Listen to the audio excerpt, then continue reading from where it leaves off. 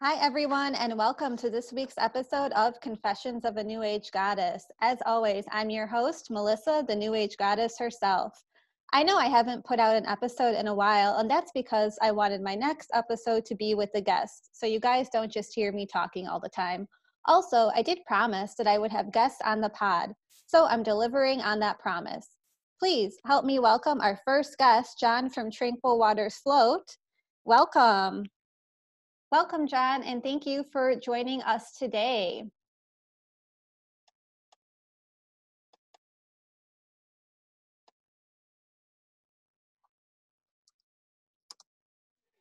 Yeah, hello, Melissa. I'm sorry. How are you?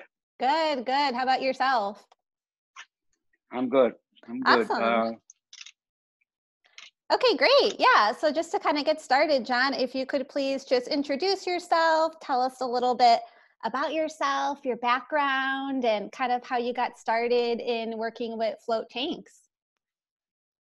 Yeah, so my name is John. I'm a lifelong Chicagoan on the northwest side of Chicago, and I started floating back in the '80s. I was doing triathlons relatively competitively, and I heard about it from a triathlete that used it for recovery, and that's how I first started floating.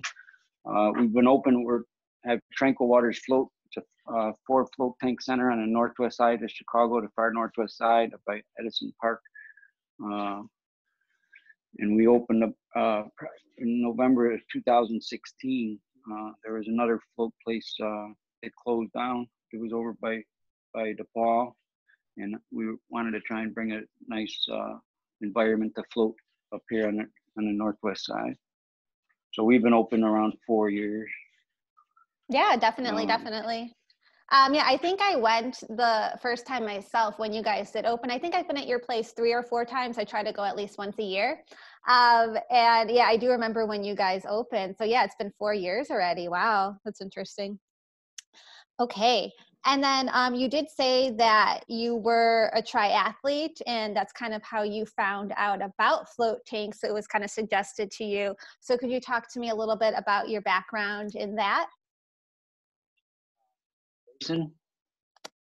Yeah, could you talk to me a little bit about your background as being a triathlete and how you found float tanks helpful for recovery and all of that?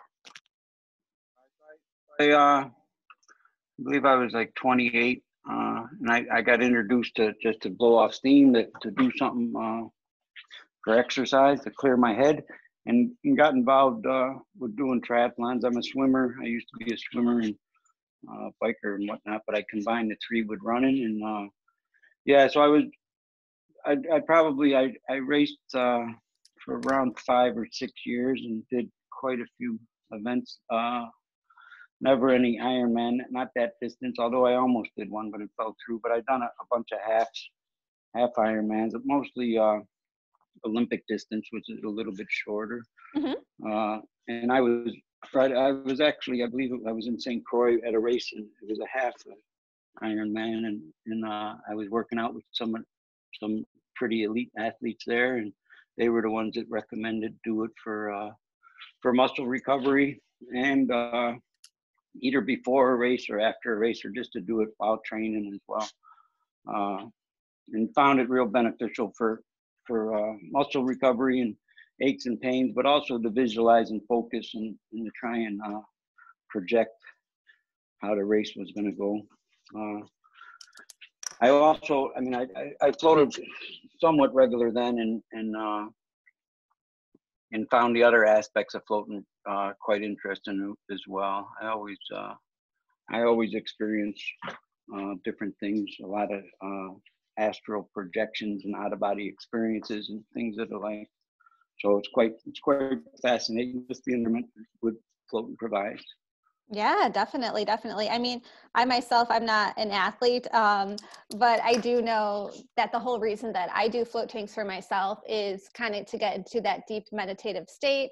So yeah, it does help me kind of clear my mind so that I can visualize things, to kind of manifest things. I'm really big into law of attraction, manifestation, and then yeah, astral projection too. I think that's another thing that a lot of people kind of don't even know that float tanks can help out with that. So kind of before we dive into that, could you just give a brief description of what a float tank is for our listeners who don't know what one is, what the layout of it is, so that they can kind of get a visual in their head? There's a whole bunch of different devices where you could do it in. There's tanks, pods, rooms, open rooms. But basically, the concept is there's enough water and Epsom salt, magnesium sulfate concentration to put your body in like basically zero gravity. So what we have here is float rooms, and they're basically 5 foot wide by 9 foot long, and with a 7 foot ceiling. And there's approximately 170 gallons of water. It's like 12 inches deep, and there's 1,100 pounds of Epsom salt dissolved in it. So that solution allows your body to go in basically zero gravity when you just lay back. So it's basically like being outer space, or if you're familiar with scuba diving, it's having the zero buoyancy without having really to do anything. And then there's the option for no sight or no sound, and the solution's kept around the same temperature as your skin temperature. So after you're in there, you kind of lose the sense of feeling. So the idea is to take away as many senses as we can to the highest degree that we can. Yeah, it's quite a unique environment. There's no other environment on the planet like it. It's basically like you're in outer space without any sight, sound, or feeling. So it's kind of unique. Exactly. Yeah. And I mean, we call it float tanks, but I know, yeah, some people do call it sensory deprivation tanks for the obvious reasons that you explained, that you kind of lose all feeling of your senses for a little bit of time. However long you're in the tank. I know you offer an hour, 90 minutes. Do you also offer 3 hours as well? Different, all different. We have up to 6 hour floats. Oh, wow. Yeah. So as far as when you mentioned time, I mean, you lose the sense of time in there, so time's kind of relevant. But people find it different. But the the majority of people like to either do 60 or 90, but we get quite a few 2 and 3 hour floats as well. Yeah, I've only myself done the 60 and the 90. Go ahead. One day I can move up to a little bit higher time when I'm ready. Okay, great. And then, yeah, I know you mentioned, you described yours very well. I've been to yours. It is a pool. It is a pool. It's definitely good. I would say, especially for first-time floaters or people who maybe get claustrophobic, because you definitely have enough space to kind of move around in there. I've also experienced a pod as well. Could you kind of tell the listeners the difference between a pool and a pod? So there's pods that kind of like egg shaped. I've actually never floated in one. But the concept's basically the same. I mean, it is the same with any of them, any device that you found. So some of them might be difficult to get in and out of or whatnot, but once you do it and you want to do it again, you shouldn't be intimidated to try any style. But they have I believe there's 3 or 4 different manufacturers of pods. But I've never actually floated in one myself. I know they some of them look like clams. They open from the front. Some of them open from the sides. I believe there's an orb one out there that we were thinking about adding to our place, but we haven't done it. It's kind of easier to get in and out of. So to try and lower the barriers for people to try it, we believe that ours with the glass door, it's a lot more appealing, a lot less sense of being closed in somewhere. But the only way to maintain the atmosphere is you need to close it in, because you need to have heat and everything else in there. So again, not to be intimidated. You know, once you float and you like to do it, you'd kind of go pretty much anywhere to do it again if you had to, you know? Exactly. Yeah. I know. Yeah, I did try a pod one time. I wasn't as big of a fan of it because I felt like a little bit claustrophobic when you first get in, and it was just kind of a different experience in my opinion. And I know in terms of how you even said you were a former athlete. The Chicago Bears, I know that they use pods. Yeah, correct. They have a superior pod, I believe it is. I have pictures of it. I could send you. Mm-hmm. They put it in. They put it in last season, I believe. Yeah, They it's a have one. recent. They have one tank. The Chicago Cubs have 2 pods. Yeah. I've never floated in one. I mostly before this I floated in Samadhi tanks. They're kind of difficult to get in and out of sometimes, and they're a little bit smaller. Mm-hmm. But they're a real good float tank, but it's quite a bit smaller than the float rooms themselves. Again, there's a whole bunch of varied devices. There's tanks, pods, rooms like similar to what we have, and then ones that are bigger like we have, and then there's ones that they just even fix up a room and control the temperature. There's circular ones, all sorts. Oh yeah, yeah. No, that's really expanding my knowledge on it, because I didn't even realize there were so many different options out there for different needs and different types of people. Okay, great. It'd be difficult to do in a tub at home is all. Yeah, a lot of people are like, oh, why don't you just put Epsom salt in your bathtub? And I'm like, no, it's a totally different experience. You're losing all of your senses. I think for some people, unless you've really experienced it, like you said, it is such a unique type of thing that it's kind of hard to even put into words unless you've done it or really have a good explanation of it. Yeah, absolutely. No matter what you read about it, or I could tell you about it, or anything else, until you do it, you really don't know. And it's also suggested to do it a few times to get an idea where it could lead to. It's not a sales pitch; it's the absolute truth. It takes a bit to get used to it in there. Especially the first time you float, it's going to take you a good 15 minutes, 20 minutes to try to relax and settle down.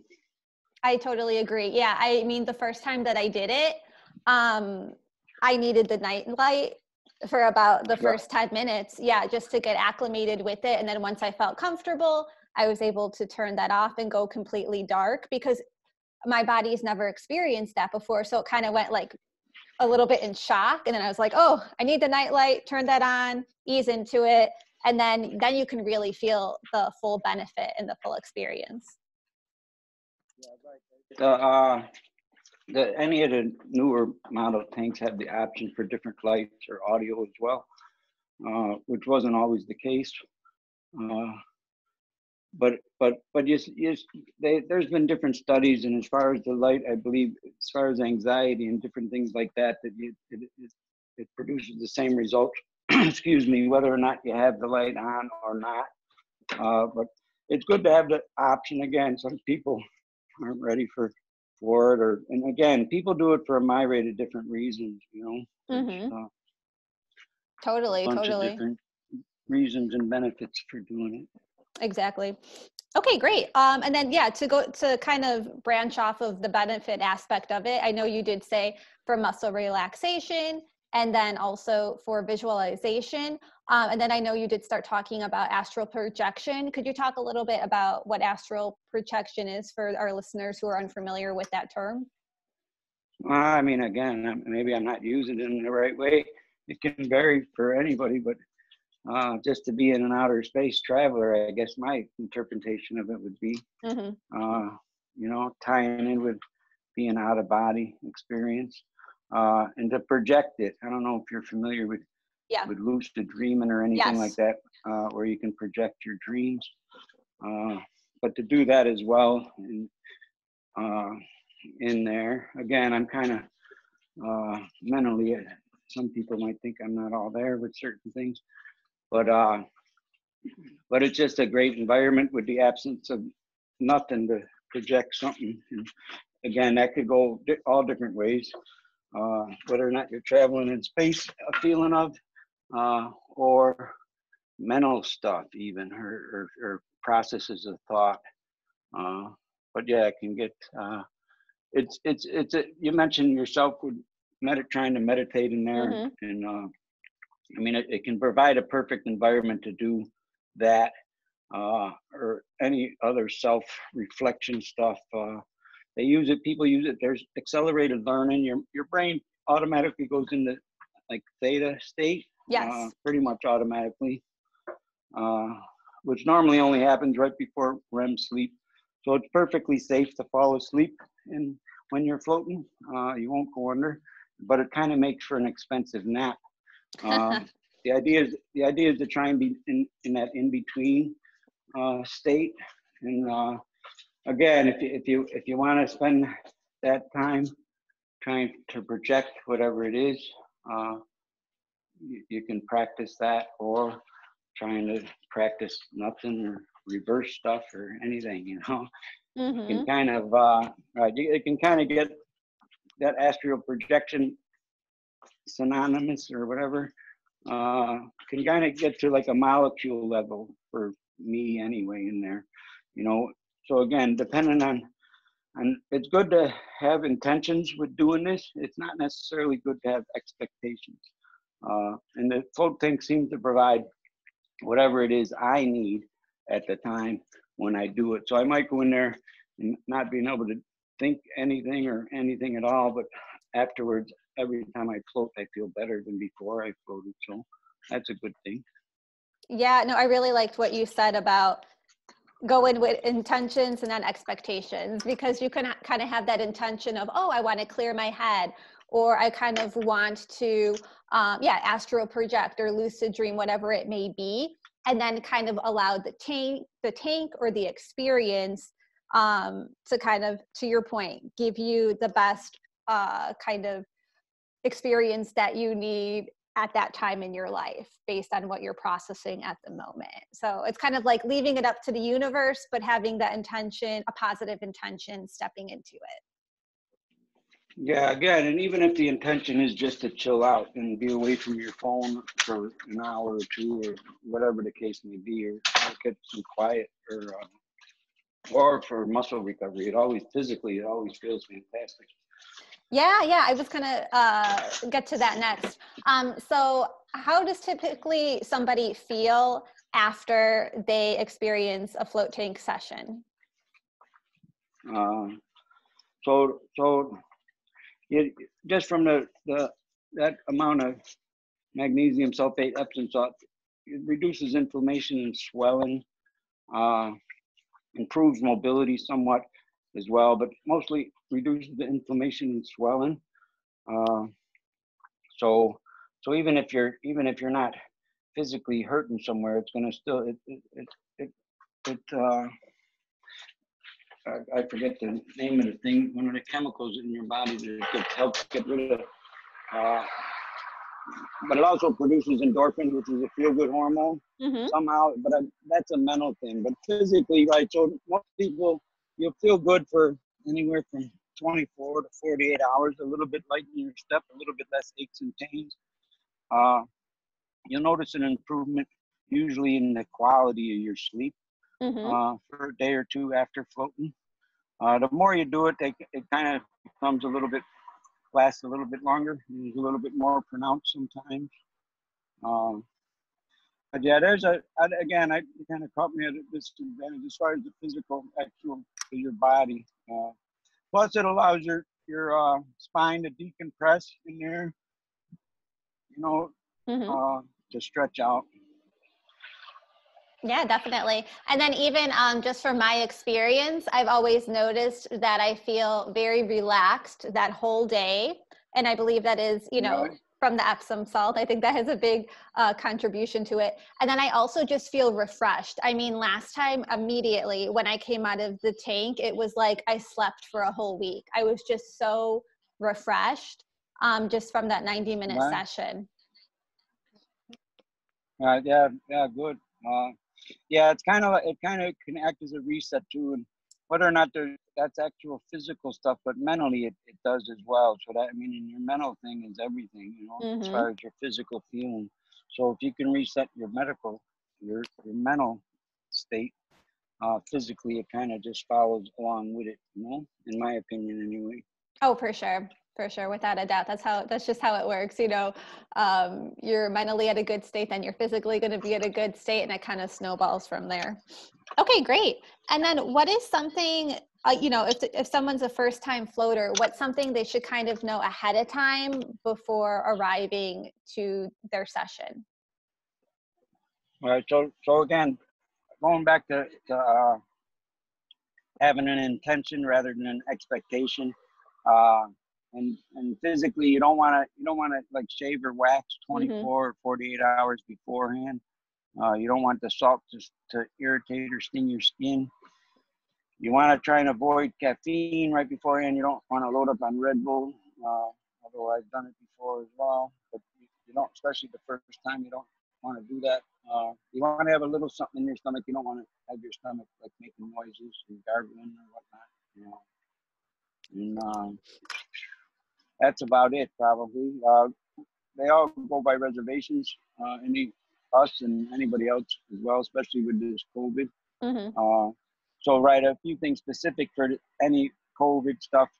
Uh, I don't know about other centers, but we require everybody to wear a mask inside the common areas. You Mm-hmm. need to get your temperature taken when you come in. We've always had, you need to remove your street shoes at the door, and we provide slippers, sanitized slippers for you. Um, and that's about it. Our facility itself, you don't have to bring anything. We got everything you need here. Towels, toiletries, hair dryers. Uh, and most places are like that. But again, there's different places to float. They have them in some beauty salons. And there's Mm-hmm. a few different float centers as well here in Chicago. Mm-hmm. Yeah, no, that's a great tip. I'm glad you mentioned about the don't shave, because I knew that ahead of time, but I know there's some people who don't, and then they're in a lot of pain and they're hurting because, when you're shaving, you're kind of opening little pores in your skin, and then the salt's getting in there, and it's literally like putting salt on an open wound. So yeah, I would advise to anyone, don't shave or wax too close Right, before your session, definitely. And then another thing right, I always tell people, be mindful of getting the water in your eyes, because you can't see the salt, but there's obviously the Epsom salt in there. Then getting that in your eyes can be very irritating too. So I tell people, hey, don't touch your hand and then rub your eye, because you guys do. I know you have the little squirt bottles with the clean water in case that does happen, but I suggest avoiding that at all costs too. yeah, correct. That's one thing I forgot to mention. That's the only thing you need to remember about floating is just don't touch your feet, uh, which is kind of appropriate for this time anyway, Right. with the COVID. But absolutely right. Even if you touch your nose, eventually it'll find its way into your eye, and it's Mm-hmm. not pleasant. It's not the end of the world. And you mentioned too with the shaving and this thing, and so we do have. If you do know of any cuts or anything, we do have some ointment that you could use.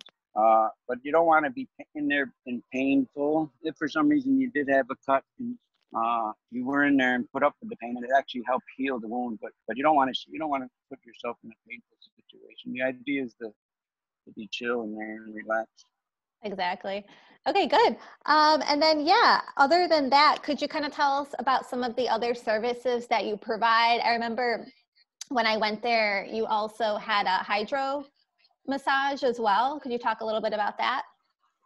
Yeah, correct. We have two hydro massage tables.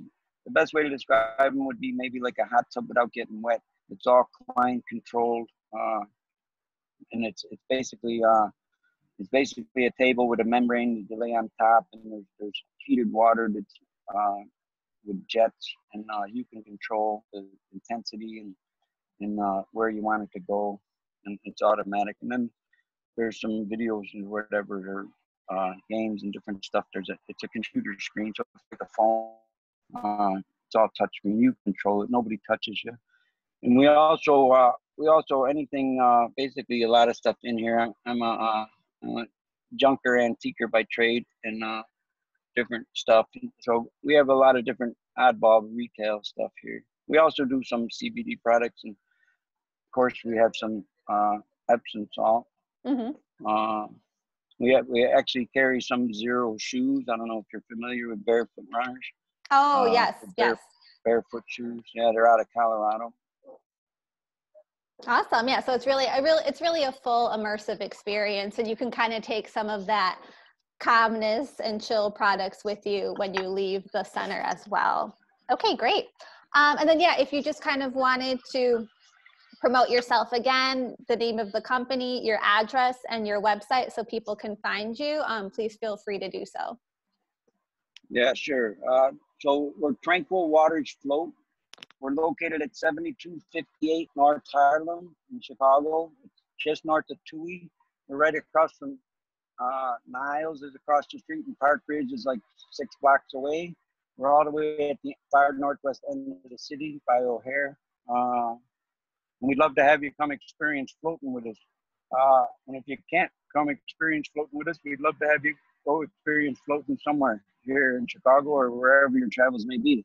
There's a bunch of float places all over the country and the world. And it's quite a unique, again, there's no other environment on the planet like it. And it's probably one of the most relaxing things you'll ever do.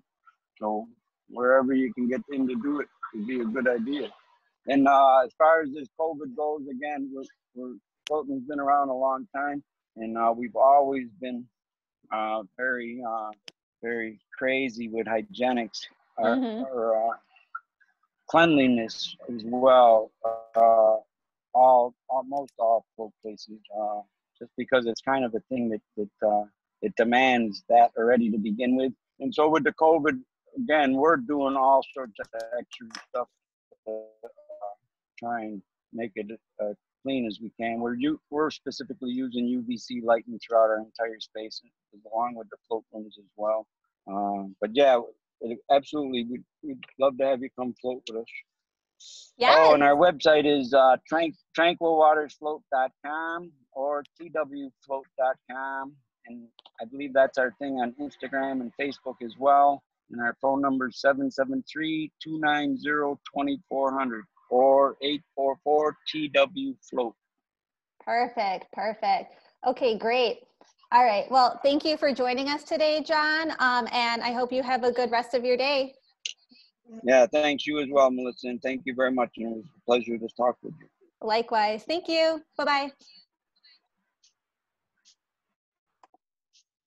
Okay, guys. So that was our episode on float tanks. And if you guys are interested in following me on social media, as always, I am on Facebook, New Age Goddess, and then Instagram, The New Age Goddess, all underscores after each word. So the _new_age_goddess.